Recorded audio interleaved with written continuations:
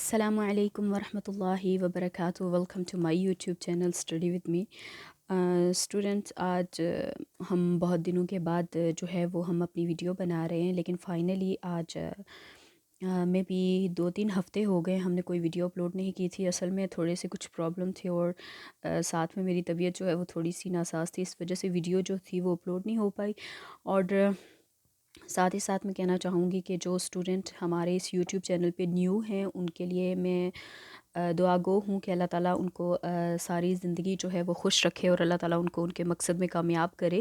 اور دوسری بات یہ ہے کہ بہت سارے اسٹوڈنٹس کے کچھ کمنٹس آ رہے تھے اور ان پچھلے دنوں میں ویڈیوز ہی نہیں اپلوڈ کر پائی، اور تاکہ میں آپ کو سمجھا پاتی. میں نے بہت سارے جو اسٹوڈنٹ ہیں ان کے کمنٹس یہ نوٹ کیے کہ بعض کو یہ نہیں پتہ کہ کون سی ویڈیو کا کوسچن جو ہے جو ابھی سیریز چل رہی ہے وہ کون سی ہے، اور جو گزر چکی ہے وہ کون سی سیریز تھی. تو میں آپ کو آج پھر سے یہ بتا رہی ہوں کہ آپ فل ویڈیو کو واچ کیا کریں، اور ساتھ ہی ساتھ یہ جو ہے جو بھی کوسچن میں آپ کو بتاتی ہوں آپ وہ پورا فل واچ کیا کریں اور اس کو دیکھا کریں، تاکہ آپ کو پتہ چلے کہ یہ کوسچن جو ہے وہ لانگ، ابھی جو ہماری سیریز چل رہی ہیں اس میں صرف اور صرف میں آپ کو لانگ کوسچن جو ہے وہ ریڈ کروا رہی ہوں. فرسٹ ایئر کے اسلامیات لازمی جو ہے اس کے کوسچن جو لانگ ہیں لیسن نمبر 2 کے اسلامی تشخص، جو ہمارا لیسن نمبر 2 ہے فرسٹ ایئر کے اسلامیات لازمی کا، اس کا ہمارا جو لیسن نمبر 2 ہے اسلامی تشخص، اس کے جو کوسچنز جو ابھی ہم ریڈ کر رہے ہیں اس کی ویڈیوز جو 1 2 3 4 5 جو کوسچن نمبر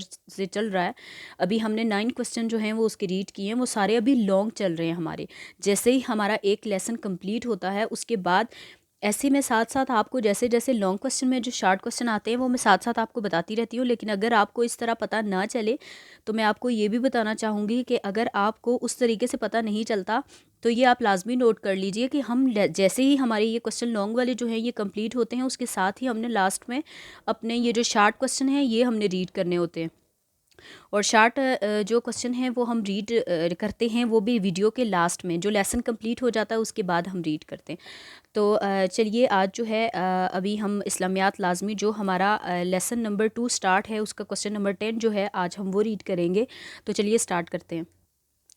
جی تو اسٹوڈنٹ، آج جو ہمارا یہ لیسن نمبر 2 ہے اسلامی تشخص فرسٹ ایئر کے اسلامیات لازمی کا، اس کا کوسچن نمبر 10 جو ہے آج ہم وہ ریڈ کریں گے. رذائل اخلاق سے کیا مراد ہے؟ ایسے 5 رذائل کا تفصیلاً ذکر کریں جن سے معاشرے میں بگاڑ پیدا ہوتا ہے. میں بار بار بول رہی ہوں آپ کو، یہ ابھی ہمارے صرف اور صرف ٹوٹلی لانگ کوسچنز جو ہیں وہ ہمارے ابھی چل رہے ہیں، وہ سیریز چل رہی ہے ہماری صرف اور صرف لانگ کوسچنز کی. جیسے ہی یہ کوسچن 15 تک کمپلیٹ ہو جائیں گے اس کے بعد میں اسی لیسن کے لیسن نمبر 2 کے صرف اور صرف شارٹ آنسر کوسچن جو ہیں، جو شارٹ کوسچن ہیں ان کے آنسر ہیں وہ میں آپ کو بتاؤں گی. لیکن اگر آپ کو پھر بھی پتہ نہیں چلتا تو میں ایک ایک ویڈیو ہر لیسن کے لاسٹ میں آپ کو صرف اور صرف لانگ کوسچن جو ویسے تو میں بتا رہی ہوں آپ کو ساتھ ساتھ، لیکن اگر آپ کو سمجھ نہیں آتی تو آپ مجھے کمنٹ کریں تاکہ میں آپ کو الگ سے پوری صرف اور صرف جس طرح سے ایک ویڈیو میں آپ کو شارٹ کوسچن کی بنا کے دیتی ہوں ایسے ہی آپ کو لانگ کی بھی بنا کے دوں. تو چلیے سٹارٹ کرتے ہیں. آج کا جو ہمارا یہ کوسچن ہے یہ رذائل اخلاق کے بارے میں ہے. یہ تھوڑا سا لانگ ہے اور یہ کوسچن رذائل اخلاق آپ دیکھ لیجئے، اس کا پیج نمبر 44 ہے اور یہ کوسچن نمبر 10 ہے ہمارا لانگ کوسچن نمبر 10. بسم اللہ الرحمن الرحیم. جس طرح اخلاق حسنہ کی ایک طویل فہرست ہے جن کو اپنا کر آدمی دنیا اور آخرت میں سرخرو ہو سکتا ہے، اسی طرح کچھ ایسے اخلاق رذائلہ ہیں جن کو اختیار کرنے کے بعد انسان حیوانی درجے میں جا گرتا ہے اور آخرت میں اللہ تعالیٰ کی رحمت سے محروم ہو جاتا ہے. مسلمانوں کو یہ تعلیم دی گئی ہے کہ وہ اخلاق فاضلہ سے آراستہ ہوں اور اخلاق رذیلہ سے بچیں جو انسان کی شخصیت کو داغدار کر دیتے ہیں اور اسے ہر قسم کی نیکی اور بھلائی سے محروم کر دیتے ہیں. چند ایک رذائل اخلاق درجہ ذیل ہیں. نمبر 1، جھوٹ جو ہے اس کے ساتھ ہی آ جاتا ہے غیبت اور وغیرہ وغیرہ، آگے ہم ابھی ریڈ کریں گے. سب سے پہلا پوائنٹ جو اس میں آ رہا ہے وہ ہے جھوٹ کا. جھوٹ نہ صرف یہ کہ بجائے خود ایک برائی ہے بلکہ دیگر بہت سی اخلاقی برائیوں کا سبب بھی بنتا ہے. اسلام میں جھوٹ بولنے کی سختی سے مذمت کی گئی ہے. جھوٹ بولنے والوں کو اللہ تعالیٰ کی لعنت کا مستحق ٹھہرا دیا گیا ہے. ان اللہ لا یہدی من ہوا کاذب الکفار. کاذب کفار، یہ سورۃ الزمر کی آیت ہے. اس کا ترجمہ ہے بے شک البتہ اللہ راہ نہیں دیتا اس کو جو جھوٹا اور حق نہ ماننے والا ہو۔ نبی اکرم صلی اللہ علیہ وآلہ وسلم سے کسی شخص نے دریافت کیا، یا رسول اللہ صلی اللہ علیہ وآلہ وسلم، جنت میں لے جانے والا کون سا عمل ہے؟ آپ صلی اللہ علیہ وآلہ وسلم نے ارشاد فرمایا، سچ بولنا۔ جب بندہ سچ بولتا ہے تو نیکی کا کام کرتا ہے، اس سے اس کے ایمان میں اضافہ ہوتا ہے، اور ایمان میں یہ اضافہ جنت میں داخلے کا سبب بنتا ہے۔ اس شخص نے دریافت کیا، یا رسول اللہ صلی اللہ علیہ وآلہ وسلم، دوزخ میں لے جانے والا کام کیا ہے؟ فرمایا، جب بندہ جھوٹ بولے گا تو گناہ کے کام کرے گا، جب گناہ کے کام کرے گا تو کفر کرتا چلا جائے گا، اور یہ کفر اسے جہنم میں لے جائے گا۔ جھوٹ کا تعلق محض زبان سے نہیں بلکہ بہت سے دوسرے ناپسندیدہ اعمال بھی جھوٹ کی تعریف میں آتے ہیں، مثلاً غلط طریقے سے کسی کا مال ہتھیانا، کم تولنا، غرور کرنا، منافقت سے کام لینا وغیرہ۔ نبی اکرم صلی اللہ علیہ وآلہ وسلم نے نمود و نمائش کو بھی جھوٹ کی ایک قسم قرار دیا۔ جھوٹ کے نتیجے میں باہمی اعتبار اور اعتماد ختم ہو جاتا ہے اور معاشرتی زندگی اجیرن ہو جاتی ہے۔ مسلمانوں کو چاہیے کہ جھوٹ کی ہر قسم سے پرہیز کریں۔ اگلا جو ہمارا اس کا پوائنٹ ہے وہ ہے غیبت۔ یہ ساتھ دیکھ لیں۔ اب میں پھر آپ کو بتا رہی ہوں کہ میں آپ کو ہر ویڈیو کے جو لانگ کوسچن ہوتے ہیں اس میں اگر کوئی شارٹ کوسچن ویسے ہی فکرتاً اگر آ جاتا ہے تو میں آپ کو بتا دیتی ہوں۔ اب اس میں یہ دیکھیں، میں نے ساتھ میں لکھا ہوا ہے کہ غیبت مینس اور تہام میں کیا فرق ہے۔ مینس کے تہمت جیسے ہم کسی پہ لگاتے ہیں، کسی کے پیٹھ پیچھے ہم غیبت کرتے ہیں اور تہمت لگاتے ہیں اگر، تو وہ ہمیں کوسچن اس طرح سے دیں گے، غیبت اور تہام میں کیا فرق ہے۔ اب آپ کو یہ فرق جو ہے وہ واضح کرنا ہے، وہ آپ کو میں بعد میں بتاؤں گی، کیونکہ بار بار آپ یہی کوسچن کرتے رہتے ہیں کہ آپ لانگ کے ساتھ شارٹ نہ بتائیں۔ اخلاقی بیماریوں میں غیبت جس قدر بری بیماری ہے، بدقسمتی سے ہمارے معاشرے میں اسی قدر عام ہے۔ بہت ہی کم لوگ ہوں گے جو اس بیماری سے محفوظ ہوں گے۔ اللہ تعالیٰ مسلمانوں کو اس گناہ سے بچنے کی تلقین کرتے ہوئے فرماتا ہے، وَلَا يَغْتَبْ بَعْضُكُمْ بَعْضًا أَيُحِبُّ أَحَدُكُمْ أَن يَأْكُلَ لَحْمَ أَخِيهِ مَيْتًا فَكَرِهْتُمُوهُ۔ یہ سورۃ الحجرات کی آیت ہے۔ اس میں کہا گیا ہے کہ اور نہ برا کہو پیٹھ پیچھے ایک دوسرے کو، بلا خوش لگتا ہے۔ تم میں کسی کو کہ کھائے گوشت اپنے بھائی کا جو مردہ ہو تو گھن آتا ہے تم کو اس سے۔ اس میں وہ یہ کہہ رہے ہیں اس آیت میں کہ آپ کو یہ غیبت جو ہے اور تہمت لگانا کسی پہ، اس چیز سے آپ کو منع کیا گیا ہے۔ اس سے مراد ایسی ہے کہ آپ اپنے مردہ بھائی کا گوشت کھائیں تو ظاہر ہے آپ نہیں کھا پائیں گے، اس لیے آپ ایسی باتیں کرنے سے پرہیز کریں۔ غیبت کے لیے مردہ بائی کا گوشت کھانے کی تمثیل انتہائی بلیغ ہے، کیونکہ جس شخص کی غیبت کی جاتی ہے وہ اپنی مدافعت نہیں کر سکتا۔ اس طرح غیبت سے باہمی نفرت کو ہوا ملتی ہے اور دشمنی کے جذبات بڑھتے ہیں۔ غیبت کے مرض میں مبتلا شخص خود کو عموماً عیبوں سے پاک تصور کرنے لگتا ہے، اور جس کی غیبت کی جائے وہ اپنے عیب کی تشہیر ہو جانے کے باعث اور ڈھیٹ ہو جاتا ہے۔ غرض غیبت ہر لحاظ سے معاشرتی سکون کو برباد کرتی ہے۔ حدیث میں آتا ہے کہ نبی کریم صلی اللہ علیہ وآلہ وسلم نے معراج کے واقعات بیان کرتے ہوئے ارشاد فرمایا کہ میں نے ایک گروہ کو دیکھا کہ ان کے ناخن تانبے کے تھے اور وہ لوگ اس سے اپنے چہروں اور سینوں کو نوچ رہے تھے۔ میں نے جبریل علیہ السلام سے دریافت کیا، یہ کون لوگ ہیں؟ فرمایا، یہ وہ لوگ ہیں جو لوگوں کا گوشت کھاتے ہیں اور ان کی عزت و آبرو بگاڑتے ہیں، یعنی غیبت کرتے ہیں۔ شریعت اسلامی میں غیبت صرف دو صورتوں میں جائز قرار دی گئی ہے، ایک مظلوم کی ظالم کے خلاف فریاد کی شکل میں، اور دوسری لوگوں کو کسی فریب کاری سے آگاہ کرنے کے لیے۔ بعض علماء نے نقل اتارنے اور تحقیر امیز اشارات کرنے کو بھی غیبت میں شمار کیا ہے۔ غیبت اور اتہام میں فرق ملحوظ رکھنا بھی ضروری ہے۔ غیبت سے مراد کسی شخص کی عدم موجودگی میں اس کی برائی بیان کرنا۔ یہ جو پیچھے میں نے آپ کو کوسچن بتایا تھا ایک کہ غیبت اور اتہام میں فرق جو ہے وہ واضح کریں، تو وہ کوسچن یہاں سے شروع ہوتا ہے کہ غیبت جو ہے وہ غیبت سے مراد کسی شخص کی عدم موجودگی میں اس کی برائی بیان کرنا جو اس میں موجود ہے، اور جبکہ اتہام تہمت لگانا سے مراد یہ ہے۔ یہ کوسچن آپ نے جو میں نے آپ کو پیچھے بتایا، یہ کوسچن یہاں سے میں ابھی آپ کو بتا رہی ہوں کہ یہ کوسچن یہاں سے لے کر یہاں تک ہے۔ جو کوسچن میں نے آپ کو یہ پیچھے بتایا تھا کہ آپ کو نظر آ رہا ہوگا جیسے غیبت اور اتہام میں کیا فرق ہے، تو اس کا جو آنسر ہے وہ یہ ہے شارٹ کوسچن کے لیے، اگر آپ نوٹ کرنا چاہیں تو۔ غیبت سے مراد کسی شخص کی عدم موجودگی میں اس کی برائی بیان کرنا ہے جو اس میں موجود ہے، جبکہ اتھام تہمت لگانا سے مراد یہ ہے کہ کسی شخص کا ایسا عیب بیان کیا جائے جو اس میں موجود نہیں اور اس کے دامن افت کو بلا وجہ داغدار بنایا جائے۔ یہ اس کا آنسر ہے۔ منافقت، علماء اسلام نے منافق کی 2 اقسام بیان کی ہیں۔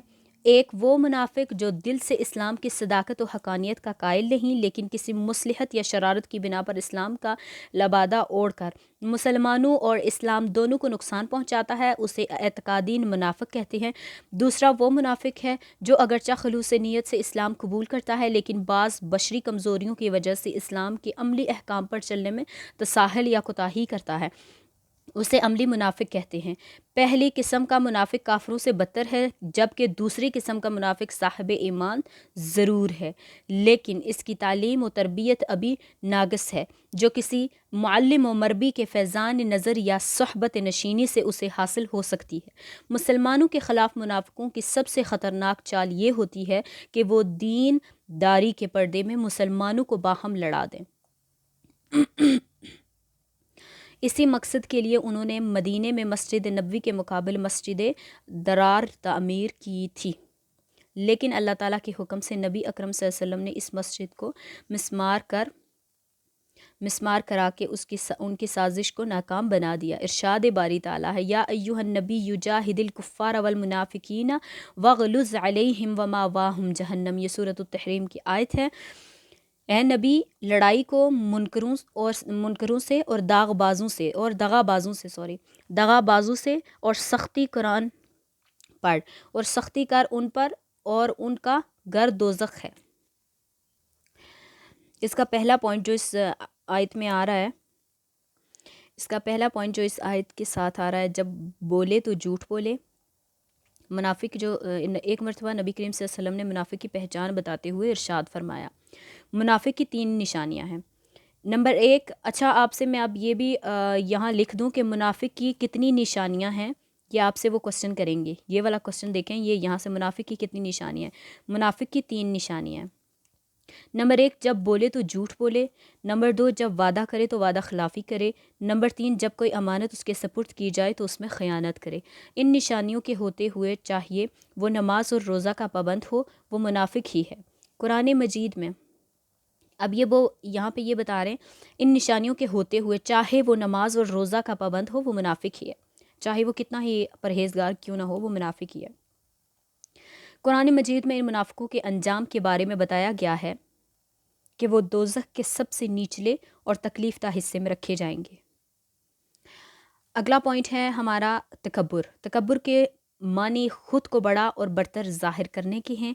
اردو میں ان کے لیے لفظ بڑائی استعمال کیا جاتا ہے۔ قرآن مجید کے مطالعے سے معلوم ہوتا ہے کہ مخلوقات میں سب سے پہلے شیطان نے تکبر کیا اور کہا کہ میں آدم سے افضل ہوں، اس لیے ان کو سجدہ نہیں کروں گا۔ اللہ تعالیٰ نے اس کے جواب میں فرمایا، فَاهْبِطْ مِنْهَا فَمَا يَكُونُ لَكَ أَن تَتَكَبَّرَ فِيهَا فَاخْرُجْ إِنَّكَ مِنَ الصَّاغِرِينَ، سورۃ الاعراف کی آیت ہے۔